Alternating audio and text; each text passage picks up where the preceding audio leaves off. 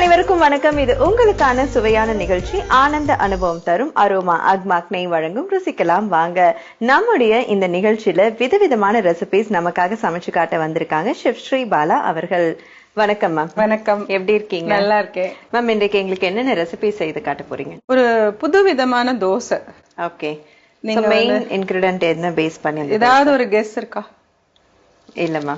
இல்ல, ஒரு கிழங்கு.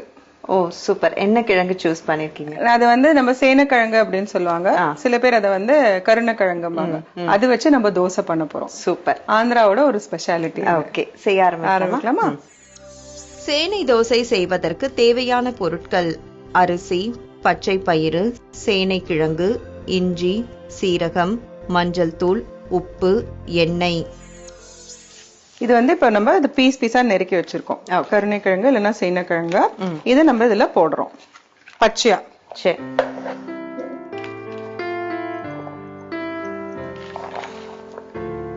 அதுக்கப்புறமா நம்மளுக்கு வந்து முழு பச்சை பயிறு, அதுவும் அரிசியும். அதாவது எவ்வளோ அளவுனாக்க, சேனக்கிழங்கு 1 கப் எடுத்தீங்கன்னாக்க ஒரு அரை கப் வந்து அரிசி, 1/4 கப் வந்து பச்சை பயிறு அது போடணும். சோ அந்த அளவுல எடுத்து வச்சிருக்கேன். ஊற வச்சு வச்சிருக்கேன். எவ்வளவு நேரம்? இது வந்து இப்போ 4 மணி நேரம் ஊறி இருக்கு. ஓகே.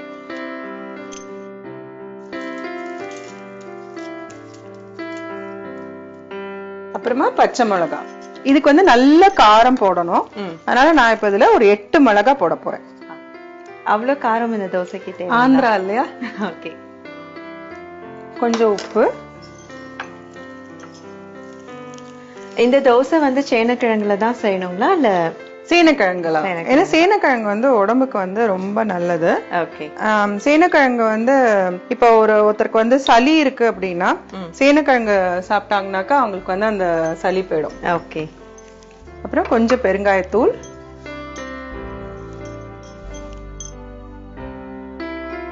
இத இப்ப நல்லா அரைக்க போறோம் தண்ணி விட்டு.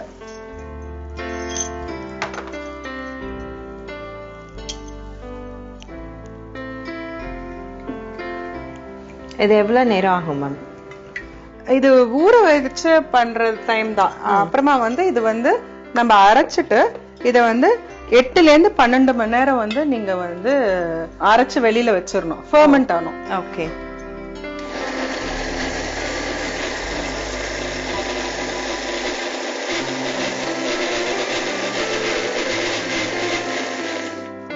இப்ப இது முடிஞ்சிடுச்சு.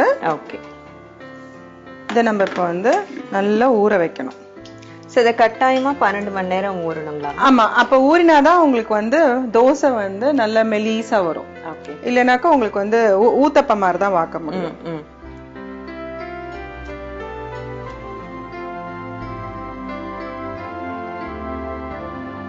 இப்ப வந்து இது வந்து நான் வீட்டுல அரைச்சு எடுத்துட்டு வந்திருக்கிற மாவு. இது வச்சு நம்ம தோசை பண்ணலாம்.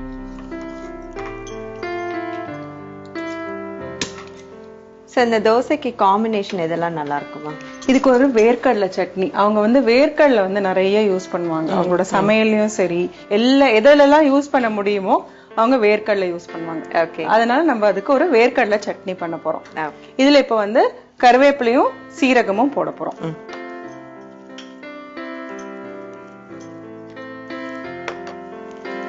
கொஞ்சம் சீரகம், கருவேப்பிலை அப்படியே போடலாம். நல்லா மிக்ஸ் பண்ணிக்கிறேன். கொஞ்சம் தண்ணி கூட ஆட் பண்ணிக்கலாம். நீங்க அரைச்சு வெளியில வச்சுட்டு தோசை பண்றதுக்கு முன்னாடி நீங்க அதோட பதத்தை பார்த்துக்கலாம். அதுக்கு அந்த மாதிரி நீங்க அட்ஜஸ்ட் பண்ணிக்கலாம் தண்ணி ஊத்தி.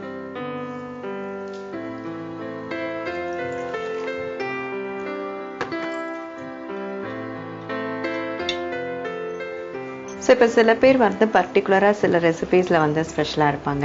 நீங்க ஆனா ஒவ்வொரு ஊருன்னு கூட சொல்லக்கூடாது, ஒவ்வொரு ஸ்டேட்ல இருக்கக்கூடிய மெயினான ரெசிபிஸ் எல்லாம் நீங்க தெரிஞ்சு வச்சுக்கிறீங்க. ஆமா. இத்தனை வகையான ரெசிபிஸ் எடுக்கிறதுக்கான ஒரு ரீசன் என்ன? அந்த ஆர்வம் எப்படி வந்தது? இல்ல, எனக்கு வந்து அது நெசசிட்டி ஆயிடுச்சு இப்போ. ஏன்னா நான் போற ஹோட்டல்ஸ்ல வந்து நான் பண்ற ப்ரோக்ராம்ஸ் வந்து இட்ஸ் கால்ட் டெக்கன் ஒடிசின்னு என்னோட கான்செப்ட். அது அதுல வந்து நான் 4 ஸ்டேட்ஸை வந்து கவர் பண்ணுவேன். ஸோ எனக்கு 4 ஸ்டேட்ஸ்ல ரஸ்டிக் அண்ட் பாப்புலர் டிஷ்ஷஸ் தேவை. முன்னாடியே கொஞ்சம் ரெசிபிஸ் தெரியும். ஒன்ஸ் நான் வந்து இப்போ ஷெஃப் லைனுக்கு வந்த அப்புறமா நிறைய ரிசர்ச் தான். இதுல ரெடி ஆயிடுச்சு. மாவு ரெடி ஆயிடுச்சு. இதுல இப்ப கொஞ்சம் மஞ்சள் மட்டும் போட்டுக்கலாம்.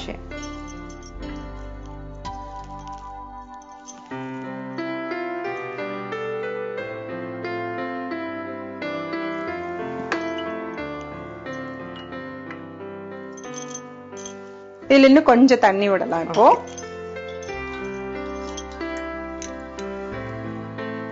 அந்த மஞ்சளோட மணம் பாருங்க, நல்ல வாசனை வரும். போதும். இது இப்ப வந்து கொஞ்சம் அப்படியே செட் ஆகட்டும். ஓகே, நம்ம அதுக்குள்ள வந்து அந்த வேர்க்கடலை சட்னி பண்ணிடலாம். ஓ, வேர்க்கடலை சட்னியும் செய்ய போறீங்க? ஆமா, சூப்பர். ஏன்னா இந்த தோசைக்கு வந்து நம்ம வந்து ஆந்திரா ஸ்பெஷல்ங்கிறதுனால நம்ம வந்து இதுக்கு உண்டான சட்னி வந்து வேர்க்கடலை சட்னி. ஓகே, சோ இந்த தோசைக்கு வந்துட்டு வேர்க்கடலை சட்னி தான் பிரமாதமா இருக்கும் அப்படின்னு ஸ்ரீபாலா அவர்கள் சொன்னாங்க. பட் அது செய்ய போறாங்க அப்படின்னு நான் எக்ஸ்பெக்ட் பண்ணவே இல்லை. வேர்க்கடலை சட்னி செய்வதற்கு தேவையான பொருட்கள்: வேர்க்கடலை 1/2 கப், உளுத்தம் பருப்பு, பச்சை மிளகாய், புளி, உப்பு, கறிவேப்பிலை, கடுகு, பெருங்காயம், எண்ணெய். சோ இப்ப இது யூசுவலா நம்ம சைடு செய்வோம் இல்லைங்களா வேர்க்கடலை சட்னி, அதுக்கும் அவங்களுக்கும் என்ன வித்தியாசம்? இதுல வந்து நம்ம வந்து பச்சை மிளகாய் போட போறோம். ஆல்ரெடி நம்ம அதுலயும் நிறைய பச்சை மிளகாய் சேர்த்திருக்கோம். இதுலயும் வந்து பச்சை மிளகாய் தான். ஓகே. சென்னையில வந்து நிறைய கிளப்ஸ்ல வந்து ஆந்திரா பீனட் சட்னின்னு போடுவாங்க. அது என்னன்னாக்கா இந்த பச்சை மிளகாய் போட்டது. ஆனா அதுல ஒரே ஒரு டிஸ்அட்வான்டேஜ் என்னன்னா பச்சை மிளகாய் வந்து சீக்கிரம் கெட்டுடும். அதனால வந்து உங்களுக்கு ஷெல்ஃப் லைஃப் கிடையாது. நீங்க இன்னைக்கு பண்ணீங்கன்னா இன்னைக்கே. ஆமா, அதனால கம்மி குவான்டிட்டி தான் பண்ணணும். ஓகே. வேர்க்கடலை சட்னியே ஜெனரலா வந்து கம்மியா தான் பண்ண முடியும். இதுவும் பச்சை மிளகாய் போடுறதுனால ரொம்ப கம்மியா அன்னைக்கு எவ்வளவு வேணுமோ அந்த அளவு தான் நீங்க பண்ணிக்கணும். ஓகே. இதுல இப்ப கொஞ்சம் எண்ணெய். இதுக்கு வந்து நம்ம வந்து கடலை எண்ணெய் தான். ஓகே. ஏன்னா அவங்க ஊர்ல வந்து இப்போ வேர்க்கடலை யூஸ் பண்றவங்க வந்து எண்ணெயும் வந்து நிறைய கடலை எண்ணெய் தான் யூஸ் பண்ணுவாங்க. பச்சை மிளகாய்,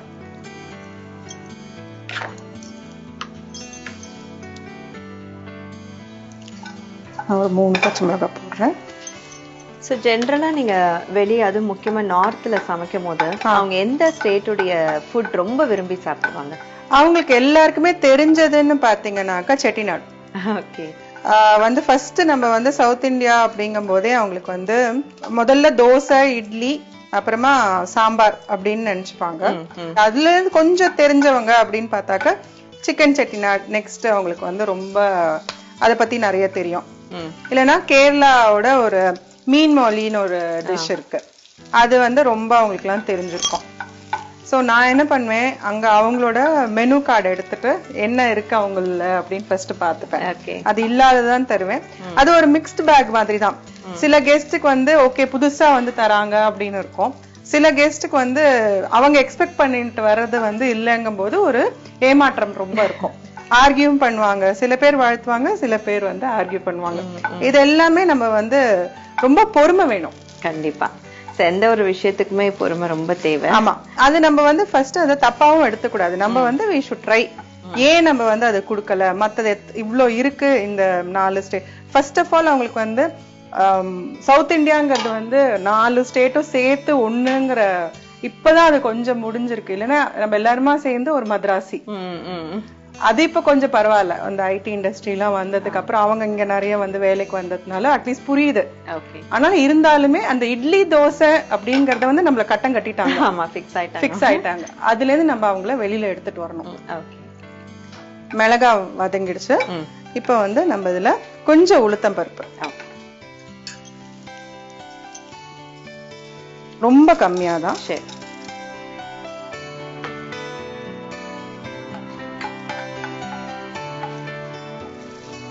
இந்த சட்னி எவ்வளவு நேரம் எடுக்குமா? இது 5 நிமிஷம் வதங்கிடுச்சுனாக்கா அரைக்கிறது வந்து நம்மளுக்கு 5 மினிட்ஸ் தான்.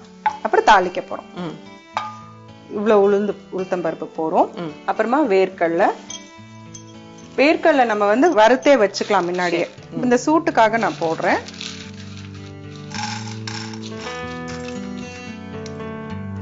அப்புறம் தேங்காய்.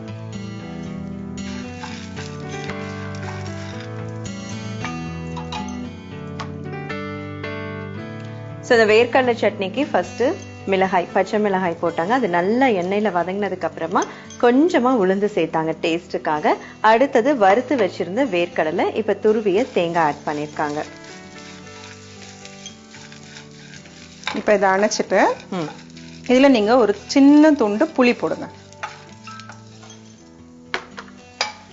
ஒரு இதுக்குதான் ஒரு ஒரு புளிப்பு வேணும் அப்படிங்கிறதுக்காக ஒரு சின்ன துண்டு புளி போடுறோம். அந்த சூட்லயே அது இருக்கும். இதை ஆறினோடனே நம்ம இதை அரைக்கலாம். ஓகே. இதுல சில பேருக்கு வந்து பூண்டு பிடிச்சதுன்னா ஒரு முழு பல்லு பூண்டு கூட ஆட் பண்ணிக்கலாம். ஓகே. உங்களுக்கு வேணுமா? பூண்டு வேணுமா? இல்ல மேம், இப்படியே போலாம். ஓகே. தேங்காய் துருவல் சேர்த்ததுக்கு அப்புறமா ஆஃப் பண்ணிட்டு அந்த சூட்லயே பரட்டிட்டு இருக்காங்க. அதோட கொஞ்சமா ஃபிளேவருக்காக புளி சேர்த்திருக்காங்க. நம்ம அரைக்கும் போது இதுல உப்பு போடுவோம். சோ இந்த தோசைக்கு இந்த வேர்க்கடலை சட்னி தானா இல்ல வேற ஏதாவது செட் ஆகுமா? உங்களுக்கு சாம்பார் நல்லா இருக்கும். ஓகே. ஆனா இது வந்து நல்ல ஒரு காம்பினேஷனா இருக்கும். நல்ல ரிச் புரோட்டீன் ஃபுட் ஆயிடும் இது. இதுவும் அது ஏன்னா வேர்க்கடலையிலயும் வந்து உங்களுக்கு வந்து நிறைய புரோட்டீன் கிடைக்குது. அப்புறம் அதுல வந்து உங்களுக்கு முழு பச்சை பயிறு போடுறோம், அதுவும் வந்து புரோட்டீன் இருக்கு. ஸோ குழந்தைங்களுக்கு இந்த காம்பினேஷனை நீங்க கொடுத்தீங்கன்னா அவங்களுக்கு ரொம்ப பேலன்ஸ்டு மீல் ஆயிடுது. உங்களுக்கு வந்து சேனக்கிழங்கு, அந்த கருணக்கிழங்குல வந்து உங்களுக்கு அவ்வளோ ஃபைபர் இருக்கு. அது வந்து உங்களுக்கு வந்து நில கிழங்கா இருந்தாலுமே அது வந்து உங்களுக்கு வந்து கொழுப்பு சத்து கிடையாது. இந்த கிழங்குல உங்களுக்கு அதுல வந்து அவ்வளவுமே வந்து ஃபைபர் இருக்கு. ஓகே. ஓகே. ஸோ சேனக்கிழங்கு தோசைக்கு மாவு ரெடி ஆயிடுச்சு. இப்போ அடுத்து வேர்க்கடலை சட்னிக்கும் ஸ்ரீபாலா அவர்கள் எண்ணெயில நல்லா தேவையான பொருட்கள்லாம் வதக்கி வச்சுட்டாங்க. மேம், இப்போ வேர்க்கடலை சட்னிக்கு வதக்கிட்டோம். ஆமா, ஆறிடுச்சுங்களா? ஆமா, ஆறிடுச்சு. நம்ம இப்ப இதை வந்து அரைச்சிடலாம். ஓகே.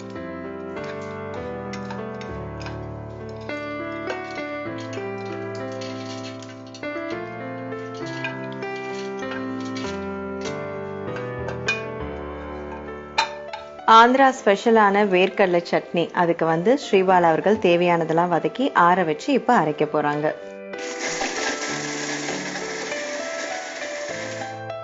இப்ப கொஞ்சம் தண்ணி விட்டுட்டு நம்ம உப்பும் போட்டுடலாம்.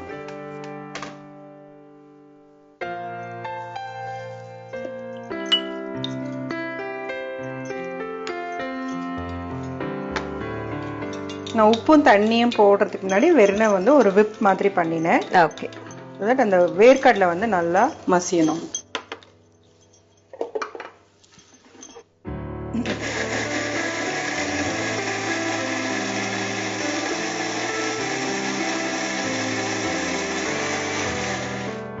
இப்ப இதை அரைஞ்சாச்சு. ஓகே. நம்ம இதை மாத்திட்டு தாளிச்சிடலாம். இதுல வந்து ஸ்ரீபாலா அவர்கள் சொன்ன மாதிரி பச்சை பயிறு, சேனக்கிழங்கு, வேர்க்கடலை இப்படி எல்லாமே வந்து நமக்கு நல்லா உடல் ஆரோக்கியத்துக்கு ஏற்ற இன்கிரிடென்ட். அதுவும் வந்து நம்ம இதை சாப்பிட்டோம் அப்படின்னு சொன்னா மதியம் உணவு வரைக்கும் நமக்கு இது நல்லாவே வந்து ஃபுல்ஃபில்லா இருக்கும். எனக்கு ஒரு பவுல் கொடுங்க இதுக்கு.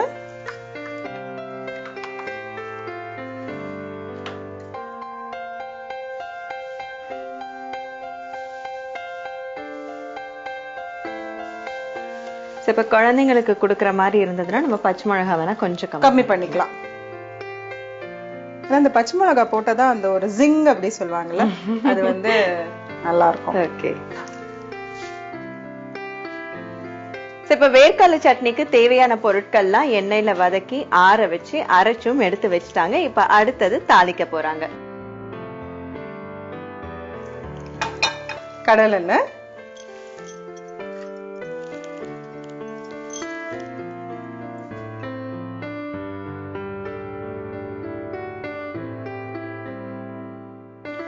எண்ணெய் காஞ்ச உடனே நம்ம வந்து இதுல கடுகு போடுவோம். அப்புறம் 2 உளுத்தம் பருப்பு, அப்புறம் பெருங்காயம். இதுக்கு வரமிளகா வேண்டாம். நம்ம எல்லாம் ரெகுலரா வரமிளகா கிள்ளி போடுவோம் இல்லையா, இதுல ஆல்ரெடி நிறைய பச்சை மிளகா இருக்கிறதுனால நம்மளுக்கு வரமிளகா இதுக்கு வேண்டாம். நீங்க யோசிச்சு பாத்தீங்களா இந்த மாதிரி ஒரு கிழங்குல வந்து உங்களுக்கு? இல்ல, அது நானே சொல்லணும்னு இருந்தேன். ஏன்னா அந்த கிழங்கு எடுத்துக்கிட்டாலே நம்ம ஒண்ணு வந்து என்ன பண்ணுவோம், ஃப்ரை பண்ணி டீப் ஃப்ரை பண்ணி சாப்பிட்டோம். இல்லனா வந்து அது நம்ம கிரேவி அந்த மாதிரி குழம்புல யூஸ் பண்ணுவோம். தோசை வந்து யூஸ்வலா நம்ம இந்த கடலை பருப்பு அந்த மாதிரி தான் நம்ம சவுத் இந்தியன்ல கூட பாத்தீங்கன்னா அடை கிலா வந்து இதுதான் பண்ணுவோம். சோ கிழங்கு வந்து போட்டு சாப்பிட்டது இல்ல. இது வந்து வைசாக், அதாவது விசாகப்பட்டினம்ல வந்து என்னோட ஒரு கிளாஸ்மேட் இருக்காங்க. ஓகே. அவங்க வீட்டுல இதை நான் இது பண்ணேன். அதுக்கப்புறம் வந்து ஒரு கல்கட்டால ஒரு ஃபுட் ஃபெஸ்டிவல்ல இது அப்புறமா அங்க பண்ணேன். அப்புறமா இப்ப ரீசெண்டா இன்னொரு இடத்துலயும் பண்ணினேன். கடுகு போடலாம். அங்கெல்லாம் ரெஸ்பான்ஸ் எப்படி இருந்தது மேம்? அவங்களுக்கு ஆச்சரியம். இதுல வந்து நீங்க சொன்னீங்களா இல்ல சாப்பிட்டதுக்கு அப்புறமா? அவங்களுக்கு வந்து சாப்பிட்டதுக்கு அப்புறமா தான் அவங்களுக்கு வந்து இது சொல்லுவோமே. அப்பதான் ஒரு சஸ்பென்ஸ் இருக்கும். நல்லா வெடிக்குது. இப்ப கொஞ்சோண்டு உளுத்தம் பருப்பு,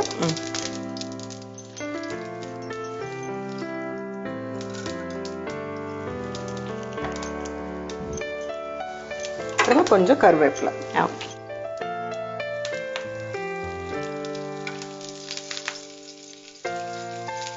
இத்தனை ரெசிபிஸ் மைண்ட்ல வச்சு அதெல்லாம் செய்யறது எப்படி சாத்தியம்? இது ஆக்சுவலா எனக்கு ஈஸியா இருக்கு. ஏன்னா நான் நம்பர்ஸ் நிறைய மைண்ட்ல வச்சதுனால maybe that could be one reason. CA background இருக்கிறதுனால அது வந்து அங்க எக்கச்சக்க நம்பர்ஸ் இல்ல, கிறிஸ் கிராஸ் பேலன்ஸ் ஷீட்ஸ், எத்தனையோ பேலன்ஸ் ஷீட்ஸ் கன்சாலிடேஷன் எல்லாம் பண்ணிருக்கோம். ஸோ ப்ராப்ளி அது வந்து இப்ப ஹெல்ப் பண்ணுது. எனக்கு இப்ப பெருங்காயம் இந்த சூட்லயே அதை போட்டீங்கன்னா ஒரு மனம் நல்லா வந்து அது இறங்கும்.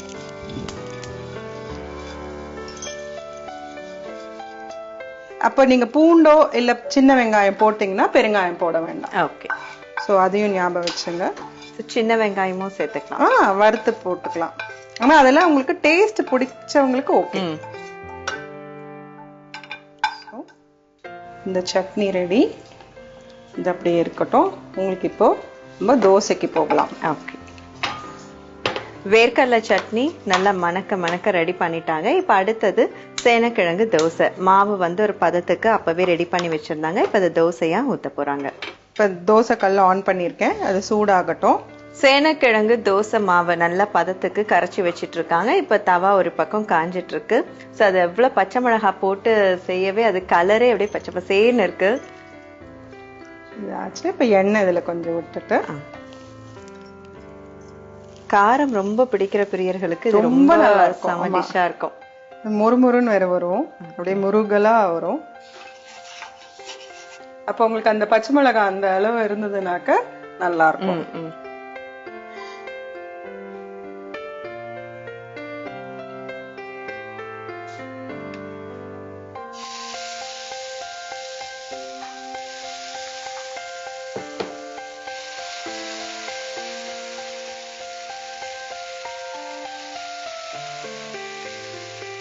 இந்த பச்சை மிளகாய் நிறைய இருக்கிறதுனால அது எண்ணெய் தடவி ஊத்தும் போது அந்த பச்சை மிளகாய் ஃப்ளேவர் நல்லா தெரியும். அப்படியே ஸ்மெல் வருதுல்ல. இப்ப எண்ணெய் விடலாம். நீங்க ஃபர்ஸ்ட் தோசை அப்படி அது போக போக கல்லு காய காய நீங்க இன்னும் தின்னா ஊத்திட்டே போலாம். நம்மளோட ரெகுலரா எப்படி நம்ம ஃபர்ஸ்ட் தோசை கொஞ்சம் இதுவா பண்றோமோ அந்த மாதிரி தான். சோ அந்த மாதிரி தின்னா மொறுமொறுன்னு வரதுக்கு தான் ஒரு 12 hours ஊற வைக்கிறோம். ஆமா, 8 hours 12 hours எக்ஸ்ட்ரா. அவங்களுக்கு வந்து 8 hours கண்டிப்பா ஊறினாதான் நல்லா வரும். அது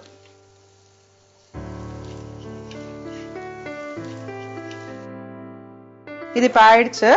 உங்களுக்கு நான் சர்வ் பண்றேன். சோ ஃபர்ஸ்ட் டைம் சாப்பிட போறீங்க. ஆமா.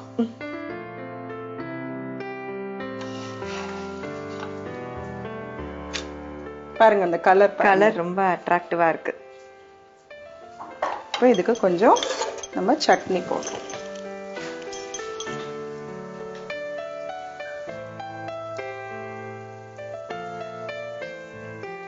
இதோட பேர் வந்து கந்து அட்டு தோசை. கந்து அட்டு தோசை ஆந்திரால. சோ சேனக்கிழங்கு தோசை. தேங்க்யூ. சேனக்கிழங்கு தோசை ரொம்பவே பிரமாதமா கலர்ஃபுல்லா நமக்காக ஸ்ரீபாலா அவர்கள் ரெடி பண்ணி கொடுத்திருக்காங்க. அதோட காம்பினேஷனா வேர்க்கடலை சட்னியும் செய்து கொடுத்திருக்காங்க. இதனுடைய சுவை எப்படி இருக்குன்னு பார்க்கலாம்.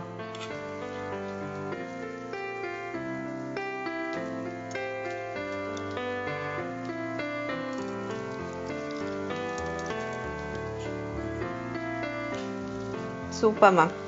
ஃபர்ஸ்ட் டைம் இது வந்து டேஸ்ட் பண்றோம். அப்கோர்ஸ் நீங்க சொன்ன மாதிரி சேனக்கிழங்குல தோசையா அப்படின்னு எல்லாருக்கும் வந்து ஃபர்ஸ்ட் ஆச்சரியம் தான் கொடுக்கும்.